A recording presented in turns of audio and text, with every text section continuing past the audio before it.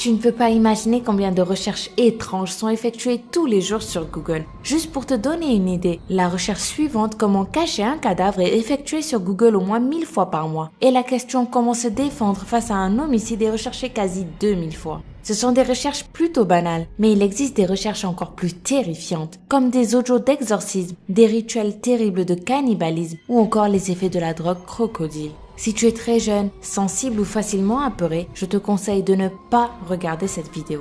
Mais si tu veux vraiment le faire, je t'avertis que tu es responsable de tout ce qui va t'arriver si tu décides d'effectuer ces recherches. Si tu as du courage, tu vas découvrir maintenant les 7 recherches que tu ne dois jamais faire sur Google. Les rituels du cannibale de Rothenburg.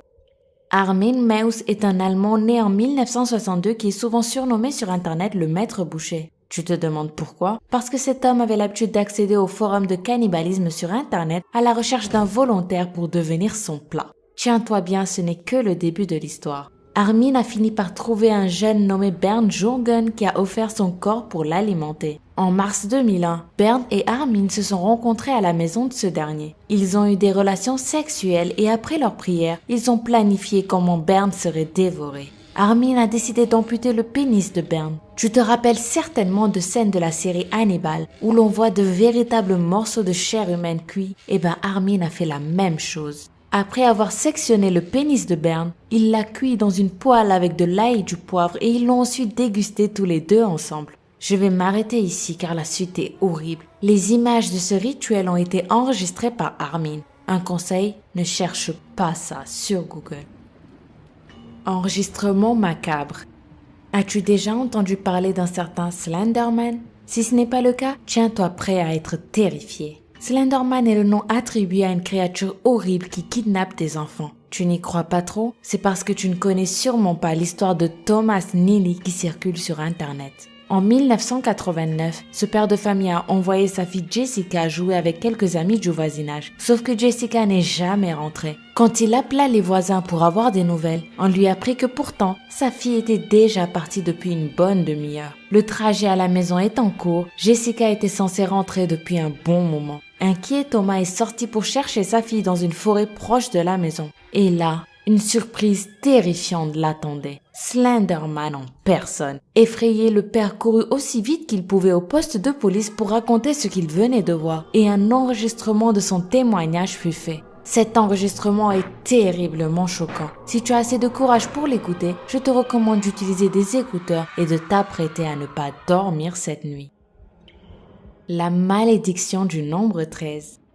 Le nombre 13 a une histoire très bizarre, comme les superstitions qui lui sont liées. Mais la majorité de ces histoires proviennent de quelque chose d'encore plus terrible. Son origine remonterait à la Sainte Seine. Jésus et ses 12 apôtres, soit 13 personnes autour de la table lors du dernier repas du Christ. Un jour seulement après ce fameux repas, Jésus a été crucifié. À partir de ce moment, le numéro 13 a été associé au malheur et à la malédiction. Mais ce n'est pas tout. Je ne sais pas si tu le sais, mais le nombre 666 qui est cité dans la Bible comme étant le nombre de la bête elle-même se trouve au chapitre 13. Et en plus, plusieurs études affirment que la traduction correcte de ce chiffre ne serait pas 666, mais plutôt 616. Et ce qui rend l'histoire que je vais te raconter maintenant encore plus troublante, c'est que si on additionne 6 plus 1 plus 6, ça nous donne 13. Il paraîtrait que tu peux invoquer la bête tous les 13 du mois. Je vais te dire maintenant comment tu peux faire pour invoquer la bête, mais je te conseille vraiment de ne jamais essayer. Pour faire appel à la bête, tu dois regarder ton reflet dans un miroir dans une salle obscure à 3 heures du matin. Une fois que tes yeux se seront adaptés à l'obscurité, tu dois maintenant répéter 3 fois la phrase « Oui, le 13, je suis là ».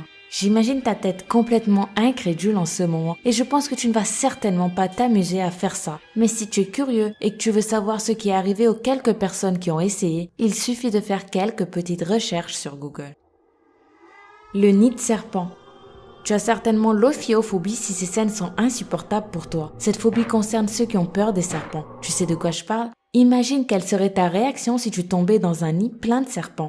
Figure-toi que ce cas est déjà arrivé et les séquences sont juste ultra choquantes. Si j'étais à ta place, je ne prendrais absolument pas le risque de regarder cette vidéo. Crocodile. As-tu déjà entendu parler de la drogue crocodile? Cette drogue est apparue en 2002 dans l'est de la Russie et de la Sibérie. Elle s'est répandue rapidement de plus en plus auprès des jeunes Russes, surtout ceux issus des classes défavorisées. Ils trouvent dans cette drogue le moyen d'échapper à leur quotidien. Son succès, cette drogue le doit à sa facilité d'acquisition et à son prix très bas par rapport à d'autres drogues comme l'héroïne.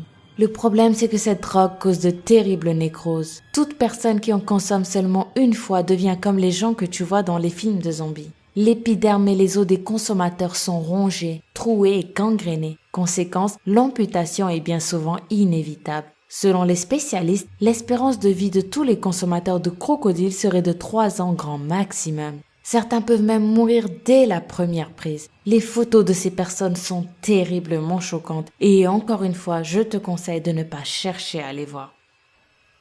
L'exorcisme d'Anneliese.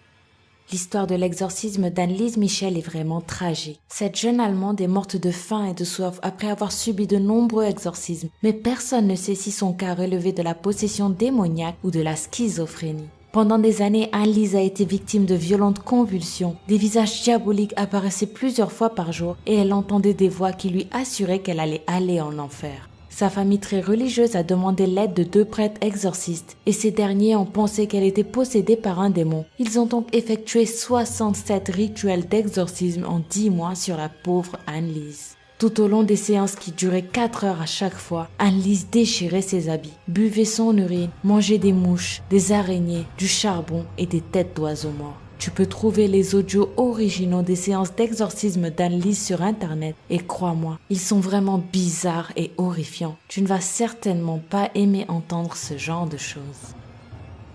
L'édifice Joelma.